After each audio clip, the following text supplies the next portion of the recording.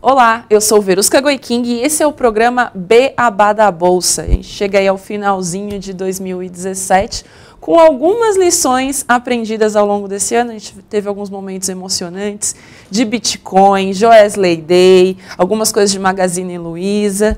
E hoje, Thiago Salomão, responsável pela carteira Infomoney e editor-chefe do site, vai falar sobre as lições que aprendeu ao longo desse ano que pode servir, né, de caminho aí para 2018 para ter um desempenho melhor nos investimentos. Tudo bom? Tudo ótimo, Verusca. Primeiramente, bom dia quem está vendo ao vivo. Minha câmera é essa aqui, né? Essa aqui. Bom dia, pessoal que está vendo ao vivo. Estou tentando conectar aqui no Facebook para ver as perguntas, ainda não abriu. Bom, Verusca, a gente separou aqui 10 lições. Vou tentar passar por elas muito rapidamente para a gente talvez conseguir responder algumas perguntas. Mas foram lições que não só eu, mas tenho certeza que boa parte do mercado aprendeu com 2017. Nem todas são lições que nasceram em 2017, são lições que o mercado nos dá várias vezes ao longo da história. E que foram relembradas aí em 2017. Quem está chegando agora na Bolsa, né, foi um ano muito bom para a Bolsa, então muita gente nova chegando, muita gente que ainda não aprendeu. É a vantagem no mercado financeiro, né? Você pode aprender com os erros dos outros, não só com os seus erros, é só ver como é que foi no passado e conseguir replicar. Bom, a primeira lição que eu queria passar para vocês, são ao todo 10, a gente conseguiu já colocar os tópicos? Sim, os tópicos estão. Para quem está vendo a matéria lá no Infomoney, já está lá os 10, já tem uns spoilers aí, né? Mas a primeira lição, acho que é a mais recente, né? A que está mais quente, que é mesmo que algo tenha 100% de característica de bolha, esse investimento, não necessariamente deixa de ser uma grande oportunidade. Eu falo isso por causa de 2 exemplos que a gente teve em 2017. Bitcoin, acho que é o caso mais emblemático, mas também na Bolsa de Valores, a ação da Magazine Luiza, né? O caso do Bitcoin não me arrisco a falar quando está subindo no ano, porque talvez já vai aumentar ainda mais, mas é um investimento que já subiu mais de 2.000% em algumas semanas e, enfim, está cada vez mais na crista da onda. Muita gente fala que é bolha, quanto mais fala que é bolha, parece que mais ele sobe. E na Bolsa de Valores, a ação da Magazine Luiza acumula ganhos de mais de 5.000% da mínima obtida em dezembro de 2015, então aí completando 24 meses, uma alta muito impressionante. E também tem toda a característica de bolha. A Magazine tem um pouco mais de fundamento, não vou entrar muito nessa questão, porque também eu recomendo a ação na carteira Infomoney, então eu sou um entusiasta do papel. Mas falando especificamente de Bitcoin, tem todas as características de bolha, a gente até fez um programa só sobre isso, mas se é bolha ou não, a gente só vai saber quando de fato estourar. E até estourar, ela pode subir mais 100, 200, 1000% e pode continuar nessa tocada. Olhando sob a ótica de investimento, ele pode ser uma grande oportunidade desde que você coloque uma participação que te deixa confortável com aquilo. Que aí já entra na lição número 2 do mercado, que minimize o seu risco de carteira de investimento, o risco da sua carteira, pelo tamanho da operação. Pegando como exemplo o Bitcoin, eu coloquei na carteira Infomoney, se eu não me engano, foi em agosto, e no primeiro mês ela caiu 40%. No segundo mês ela subiu 68%, mais do que compensou essas perdas, e depois eu tirei da carteira, de lá para cá o investimento só subiu. Até falei, pessoal, vou tirar da carteira porque quero manter a carteira recomendada focada só em ações, mas a tese de investimentos é válida para quem tem essa estratégia de colocar uma participação bem pequena, minimizando assim o risco. O Bitcoin acho que era 2% da carteira Infomoney. Fazendo uma conta bem simples, se algo tem 2% de participação na sua carteira de investimentos e esse investimento cai 50%, embora seja uma queda muito forte, dentro da sua carteira ele vai representar só 1%. Então fazendo aí uma carteira de 100 mil reais, 2% seria 2 mil reais, cair 50% é R$1.000 de prejuízo. É ruim perder R$1.000? É lógico que é ruim, mas dentro de um universo de 100 mil reais é uma perda que dá para controlar. Então isso serve para Bitcoin, para Magazine, para qualquer coisa. Minimize o risco pelo tamanho da operação. A gente nunca sabe se uma operação vai dar certo ou errado, se pode subir ou cair 100%, principalmente em investimentos de alto risco, como o caso de Bitcoin que a gente citou. Mas se você fizer uma participação se você colocar uma participação bem pequena no seu portfólio, você acaba minimizando assim o risco. A gente vai para o terceiro tópico, que é não buscar a ação perfeita, mas sim o portfólio perfeito. Essa daí acho que, principalmente quando a gente criou a carteira InfoMoney, ficou bem evidente isso, Verusca, que o pessoal vem e fala qual a ação do momento, qual a ação para comprar agora, ou então no começo do ano, quando a Bolsa estava indo super bem, dólar caindo, Bolsa subindo, ia ter reforma da Previdência, ser tudo perfeito no Brasil, até vir o Joesley Day. E na época falavam, por que você tem a ação da Fibra na carteira, se a Fibra é uma exportadora que ganha com a alta do dólar, e agora com o dólar caindo ela só está apanhando. E o grande motivo é que eu tinha também posições em Petrobras, tive Gerdau, tive Usiminas, empresas que ganham mais nesse momento de euforia da Bolsa, e eu só ficava confortável em ter uma posição interessante em Petrobras, em Gerdau, Banco do Brasil, essas empresas mais arriscadas, porque eu também tinha uma participação em Fibra. Então, se tivesse que escolher uma única ação da carteira, é difícil falar compra essa, compra aquela, porque elas combinam muito bem dentro de um portfólio. A Fibra só era uma ótima opção naquele momento, porque eu tinha outras opções que, se o dólar caísse, elas ganhariam bem, caso de Petro, Banco do Brasil e Gerdau. E no caso da Fibra, quando veio o Joesley Day, eu vendi todas as ações da carteira, comprei Fibra e foi o papel que mais subiu naquele mês. O papel subiu 20% quando a Bolsa só caiu, muito por conta essa proteção que ela dá quando veio o Joesley Day em maio, o dólar disparou e como ela é exportadora, ela subiu muito. Então, não existe aquela ação perfeita para você comprar naquele momento. Existe o portfólio perfeito. Existe você montar uma carteira que talvez você não vai acertar, todas as ações da carteira vão subir, mas você vai conseguir sempre ter um resultado resiliente, consistente e acima do mercado, que é isso que a gente busca. Elas têm que se complementar, né? Exatamente. Complementa uma estratégia de uma complementa a outra e isso gera a diversificação. A quarta lição é seja agnóstico com seus investimentos. O que você quer dizer com isso?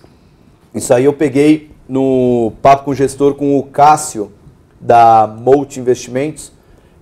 Aliás, um programa que a gente estreou esse ano está sendo muito legal, uma entrevista com o gestor de investimentos, gestor de fundos, toda semana. E o Cássio, ele falou essa frase e ficou bem emblemática para mim, porque eu sempre tive um asco de investir em estatais. Nunca apoiei investimento em estatais. Mas ano passado, quando veio todo aquele movimento de impeachment em fevereiro, em março, que culminou com o impeachment da Dilma, as empresas estatais lideraram os ganhos muito por conta daquela expectativa que ia ter uma mudança de governo, isso poderia mudar os diretores da empresa, ia trazer uma nova mentalidade, algo mais em busca de resultado e não só em busca de capital político, que era como a Petrobras foi utilizada por muitos anos. E ela se tornou uma das melhores ações da carteira InfoMoney, estava na carteira InfoMoney e foi muito bem. E acho que isso reflete muito, se eu tivesse aquela cabeça de, nossa, eu nunca vou investir numa estatal, estatal é horrível, sempre, não.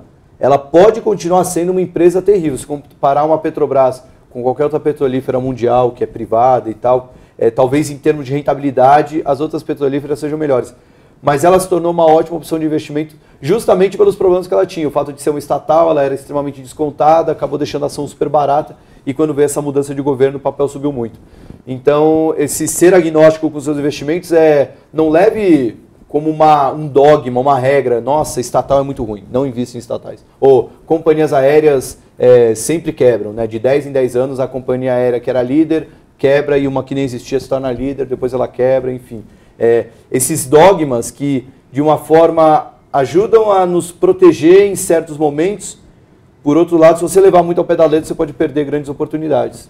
Que acho que esse caso da Petrobras deixa bem explícito isso, Verusca.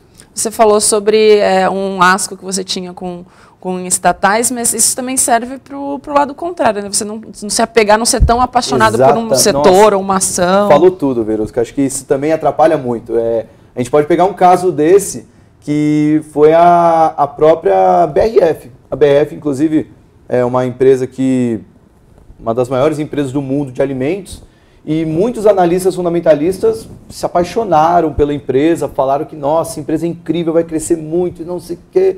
O papel caiu muito em 2016, e aí, como ele já tinha aquela visão super apaixonada, ele falou, nossa, se caiu, agora sim que está melhor ainda para comprar. E o papel continuou caindo, continuou caindo. Quem viu de fora talvez percebeu que os resultados não estavam sendo legais, então, mas às vezes quando você está muito perto, você vê um case que faz tanto sentido, você se apaixona. Então, esse agnosticismo funciona tanto pelo bem quanto pelo mal. Não é time de futebol, né? Exatamente. A gente vai para a quinta, que também tem a ver com aí que você estava falando de estatal, que se uma empresa tem interferência governamental, você tem que estar sempre preparado para o pior. Até faço o quarto é ser agnóstico e mostra como pode ser bom investir em estatal, mas o quinto ponto é exatamente isso, não se esqueça que ela é estatal, então o pior pode acontecer. Em 2017 não tivemos uma, mas 2 lições disso, né? No setor de saneamento, tivemos com a Sanepar, que é a empresa de saneamento do estado do Paraná, e a Copasa, que é de Minas Gerais. As duas passaram por um processo de revisão tarifária, terminaram bem esse ano, o final do ano mostrou que esse processo terminou legal, mas quem lembra da Sanepar lá em março, abril, foi um Deus nos acuda, foi extremamente traumático, né? A revisão ficou abaixo do que era esperado, o diferimento, né, que em quanto tempo toda essa revisão de tarifas ia ser implementada, que era esperado 4 anos, foi para 8. Isso aumenta totalmente o risco político, né? Porque são novos governantes entrando e então pode entrar um novo governador que rasga aquela norma, aquela revisão que tinha sido implementada e simplesmente dá de ombros para o mercado. Isso provocou uma correria de venda nas ações da Sanepar, o papel derreteu na Bolsa, mesmo com muitos analistas falando que não era nem por questão política e ideológica, era também por questão de contas erradas, né? Eu acho que o caso da Copasa mesmo, tinham contas aritméticas erradas no processo de revisão e isso mostra, por um lado, um total despreparo de quem estava no lado das agências reguladoras, que depois até foi corrigido, fazer a justiça aqui a eles, mas isso mostra que esteja preparado para o pior. Não é nem para o inesperado, mas acho que não é nem para o pior, é para o inesperado, porque não foi nem o pior cenário que ameaçou acontecer com essas empresas. Foi até um cenário pior do que o pior cenário, porque ainda tinha... O pior cenário você poderia colocar na conta, né? Exatamente. O pior cenário podia estar na conta, mas veio um cenário pior do que o pior cenário, porque tinha conta errada, tinha a empresa dando de ombro para o mercado, enfim. Existe esse risco governamental, mas aí a gente volta lá para a lição 2, minimiza o risco pelo tamanho da operação. Era uma grande oportunidade de investimento, mas por ser um estatal, talvez valha a pena você ter uma participação menor do seu portfólio, porque essas coisas acontecem. O tópico número 6, nada é tão ruim que não possa piorar. Tá ficando meio pessimista essa lista, hein? Ou evite calls binários que parecem ter pouquíssima chance de dar errado. Como eu disse, Verusca, isso aqui são lições que acontecem todo ano, mas vale a pena repetir em 2017 porque aconteceram. Eu acho que o pessimismo está do lado depende da hora que você entrou, né, nessa operação. E esse tópico eu pego como exemplo a Wiz, seguradora. A Wiz é uma corretora de seguros, cujo modelo de negócio é focado em atuar dentro das agências da Caixa. Ela vende os seguros da Caixa Seguros.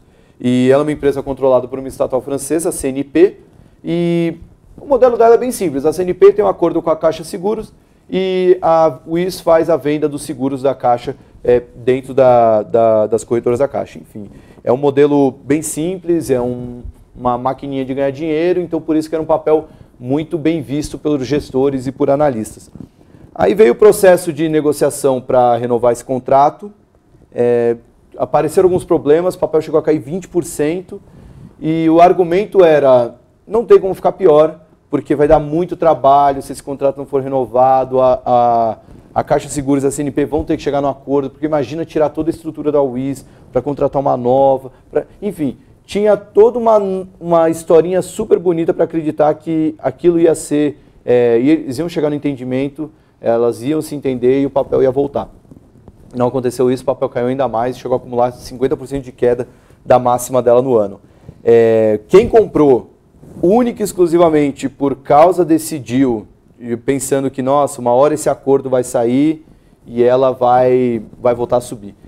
Aquela compra sem fundamento, focada totalmente num deal, essa pessoa tem que estar ciente, não estou dizendo que está errado, mas ela tem que estar ciente que a outra possibilidade, a possibilidade de dar errado, pode acontecer, por mais que seja 90% de chance de dar certo e 10% de dar errado. Mas esse 10% às vezes pode ser 1%, mas é aquele 1% que, enfim, acaba detonando sua tese de investimentos. Por isso que aí a gente volta minimizar o risco. A gente citou a Wiz, mas pode pegar também um exemplo que até foi para a carteira Infomoney, a CESP. Eu botei 4% da carteira na CESP em, acho que foi julho ou agosto, que foi quando o papo sobre privatização da CESP voltou com força e entrou em vigor. E se saísse a privatização, o papel ia disparar. O assunto começou a esfriar, o papel caiu acho que 5%, chegou a cair até 10% naquele mês. Era uma participação pequena, eu sabia do risco que eu estava correndo, que se não saísse privatização, o papel poderia cair um pouco. Poderia subir 20%, 30%, 40%, 50%. Então, para mim, essa assimetria compensava, correr o risco de perder 5, 10 para poder ganhar 50, para mim compensava, mas assim, foi uma estratégia pensada. O problema é quem acaba tomando uma decisão de investimento num call binário, esse call não acontece, ele fica meio amarrado. E agora, o que eu faço? Eu vendo, eu espero? Enfim, às vezes fica lá com um mico na mão. A Wiz está longe de ser um mico, mas também está bem longe de se recuperar desses preços. Então, acho que essa lição é bem importante. Nada é tão ruim que não possa piorar, mesmo com casos que parecem bem distantes de dar errado. A sétima lição é que a disrupção veio para ficar e que as barreiras de entrada tão buscadas pelo Warren Buffett e seus investimentos não serão mais como antes. Como assim, Salomão? Essa, para mim, foi a melhor lição que a gente teve em 2017, Verusca. Assim, foi, inclusive, isso é aberto, vai lá no site da Verde Asset e procura pela carta se você for lá nas divisões, na parte de fundos de ações, tem a carta escrita pelo Arthur Wichmann, não sei pronunciar o sobrenome dele, mas é o Arthur, ele é o chefe de investimentos, ele quem gerencia os investimentos nos mercados internacionais na Verde Asset, e a Verde é uma das maiores assets independentes do Brasil e é onde está o Fundo Verde, que é simplesmente o melhor fundo do Brasil, da história do Brasil.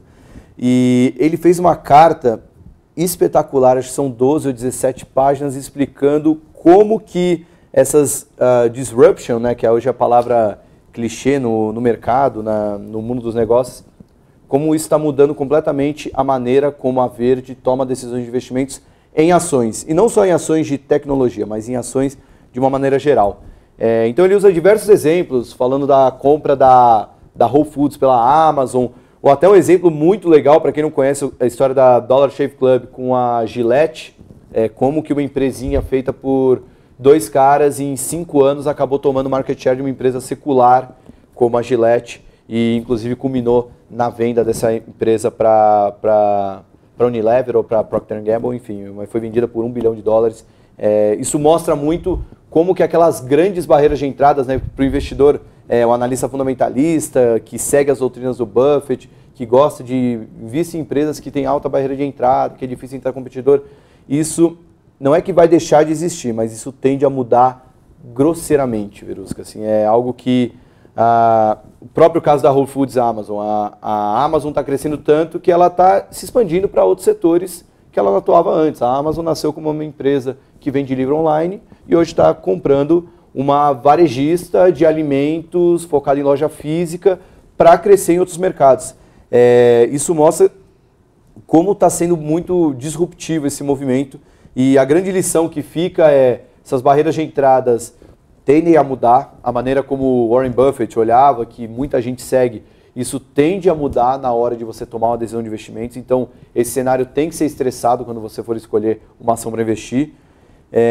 Toda a carteira de ações está exposta a riscos tecnológicos, mesmo não tendo ações do setor de tecnologia, e marcas médias tendem a sumir. O que é marca média? Vamos dar um exemplo, não ganho nada para falar da Coca-Cola, mas o pessoal que gosta de tomar de Coca-Cola talvez não trocaria a Coca-Cola por outro refrigerante de marca menor só porque está mais caro ou mais barato. O cara gosta de Coca-Cola, vai tomar Coca-Cola. Agora, qual marca de sabão em pó você usa, de detergente, de pilha? Talvez você não vai usar a Duracell a vida inteira só porque é Duracell. Se tiver uma outra pilha que parece que é a mesma coisa, mas é 20% do preço da Duracell, você vai mudar para outra pilha. E é justamente esse exemplo que ele até cita no relatório. Para quem não conhece, a Alexa é o serviço de voz da Amazon. Você, tipo uma caixa de som que você fala com ela, fala, Alexa, quero comprar pilha. E aí a Alexa fala, olha, tem pilhas da marca Amazon por $5, um pacote com 12 pilhas. Aí você, não quero, tem outra.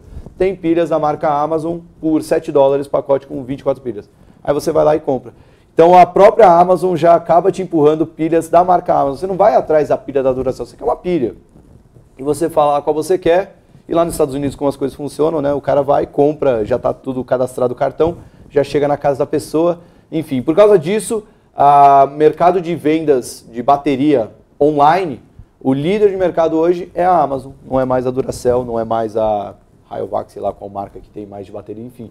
Mas justamente mostra um pouco desse desapego das marcas médias, né? Isso é um dos vários exemplos que tem lá no relatório, que vale muito a pena a leitura. Acho que essa sim é a grande lição. Se tivesse que escolher uma dessas 10 lições, essa foi a leitura que mais abriu minha cabeça em 2017. Certamente vai mexer muito com o mercado a partir de 2018.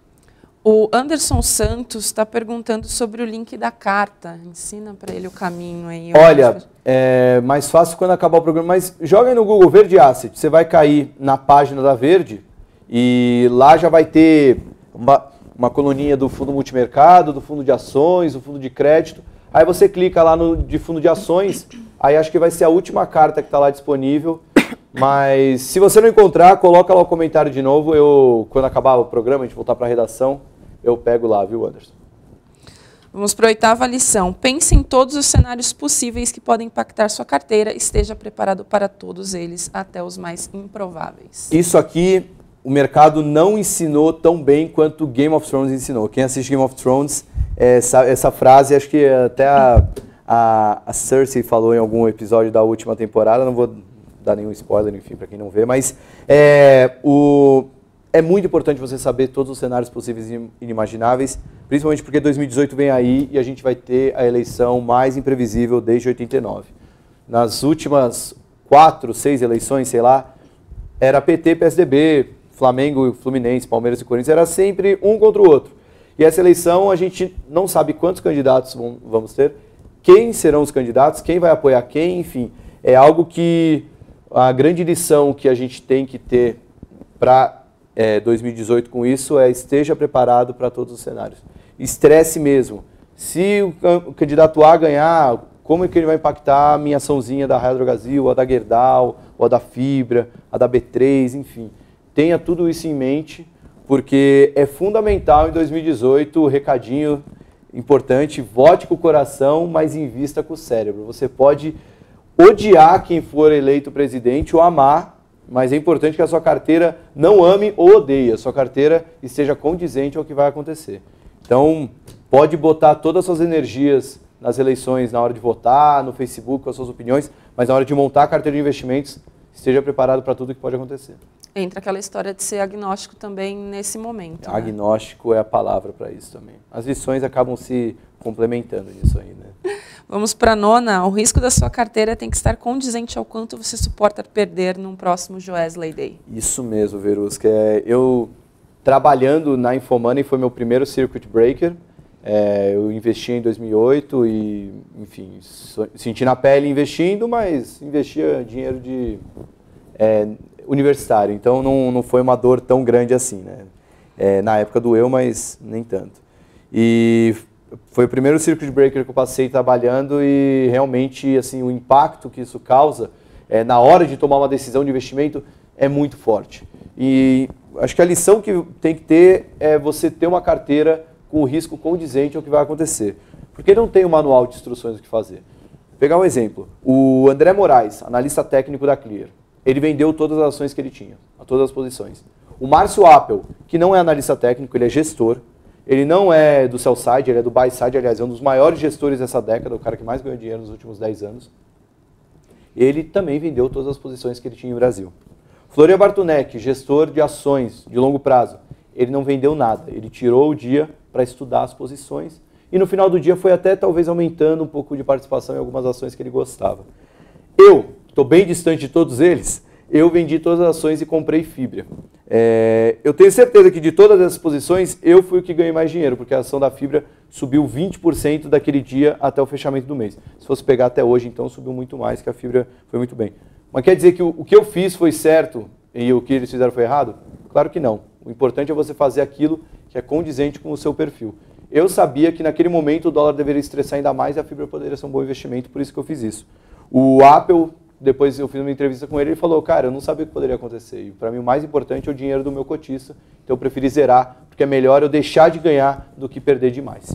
E o Florian é um cara mais de longo prazo, ele também passou, olha, para mim, quanto mais barato melhor, aproveitei para comprar. O principal já tem esse plano para você atuar no modo pânico antes do pânico acontecer. Que nem quando a gente entra no avião e o cara explica, olha, quando tiver uma turbulência, faz isso, faz aquilo. Não adianta explicar nada disso na hora que está acontecendo uma turbulência, porque está todo mundo em pânico, não tem como raciocinar direito. Por isso é importante você já ter um plano de ação antes do pânico acontecer, porque essas coisas sempre acontecem. Circuit Breaker fazia muito tempo que não acontecia, mas voltou a acontecer. Sabe-se lá se a gente vai ver de novo em 2018, né? Vai que está a expectativa lá no alto e de repente ganha um candidato que o mercado não gosta e a gente pode ver isso aí de novo. Vamos para a 10ª e última, não menospreze a capacidade de nós, analistas, errarmos projeções. Essa daí não é uma autocrítica ao meu trabalho, ao trabalho dos analistas de investimentos, dos economistas, mas é apenas uma constatação. As projeções tendem a ser cada vez mais otimistas em momentos de euforia e as projeções tendem a ser cada vez mais pessimistas em momentos de depressão. Quando a economia está indo cada vez mais para o ralo, sem nenhum sinal de melhoria, sem nenhum sinal de nenhuma expectativa, nada que mostre que vai melhorar, a tendência é que as projeções para os próximos anos sejam cada vez menores, sejam cada vez piores para a economia. Da mesma forma, o contrário. À medida que você vai vendo cada vez mais sinais que a economia está em expansão, a tendência é que essas projeções sejam cada vez melhores para os próximos anos. Por isso que dificilmente essas projeções, principalmente as projeções econômicas, dificilmente elas vão acertar o fundo ou o topo de um ciclo econômico do mercado. Então, não se apegue diretamente a elas. Esse ano mostrou muito isso, né? A oportunidade de investimentos que a gente teve com várias ações que estavam bem depreciadas, só com uma simples viradinha da economia brasileira, que está bem longe de estar pujante, mas já começa a dar sinais de recuperação, só isso já deu uma oportunidade e tanto. Por isso que a gente até brinca que economistas não seriam grandes investidores se seguissem só as análises econômicas, porque a Bolsa costuma antecipar 6 a 12 meses esses eventos econômicos. A gente já está com o tempo do programa estourado, mas eu quero ler 2 comentários aqui de leitores que chegaram pelo Facebook. O Fabrício Barbosa está dizendo que são sempre muito bons os vídeos e parabenizando. Valeu, Fabrício. E o Paulo Milton quis dar sua contribuição e colocar mais um tópico, dizendo para quem é novo no mercado e pedindo para no início ser conservador, embora os investimentos sejam de risco, né, em ações, que o mercado vai tirar o seu dinheiro. Aprenda, se informe, ouça os analistas e dê o troco no mercado. Essa é uma ótima dica. Muita gente se ilude no começo acertando 1 ou 2 operações e por isso sempre começar pequeno, né? Acho que em cima disso é legal falar. Se investir R$10 mil e ganhar dinheiro, pô, parabéns. Mas quando você começar a investir R$100 mil, talvez o ganho ou a perda percentual seja a mesma, mas você vê o valor financeiro que você ganha ou que você perde, isso mexe bastante. Por isso tem muito gestor que fala que quando um fundo que não é tão grande começa a ganhar dinheiro, a grande prova dele vai ser quando ele ficar bem grande e ter o mesmo resultado com um capital muito maior. Seguindo aqui na linha do que o leitor disse, de se informar, você tem um conteúdo para quem está começando aí no mercado de ações. Sim, né? Acho que isso tudo aqui que a gente falou, talvez não seja grande novidade na comunidade que a gente tem no Facebook dos alunos do curso Como Montar uma Carteira de Ações Vencedora, né? Eu tenho a carteira InfoMoney aqui, que está completando 2 anos agora em dezembro, a gente vai entrar no nosso 3º ano, a carteira tem tido um resultado muito bom. E junto com a carteira, eu tenho o curso Como Montar uma Carteira de Ações Vencedora, é um curso bem introdutório, mostrando como funciona o mercado de ações e como montar uma carteira de ações. E lá no Facebook a gente troca ideias, tira dúvidas e também eu já atualizo o pessoal com o conteúdo da carteira InfoMoney antes da virada do mês, para o pessoal já poder seguir as recomendações e também falar por que está investindo em uma, por que está deixando de investir em outra, enfim. É bem bacana, convido todos vocês a acessarem o curso, se tornar aluno e participar lá da comunidade. O link está aqui no Facebook, também está na matéria, na home do InfoMoney, e aí quem entrar agora na turma já começa aí aprendendo para 2018, né? É uma boa hora, né? Já entre a ceia e o Réveillon, já dá uma estudadinha. Aproveitar o 13º. Obrigada, você que nos acompanhou durante o programa de hoje. Espero que as dicas trazidas pelo Salomão te ajudem nos investimentos 2018. Se você pegou no finalzinho, o vídeo vai ficar disponível no nosso site. E quem já tem o aplicativo, está disponível para iOS e Android. Atualiza, que a gente tem uma nova versão disponível, está mais fácil de navegar. Daqui uns 30 minutinhos o vídeo fica disponível, você pode assistir a hora que você quiser. Até o programa da próxima semana. Obrigada pela audiência.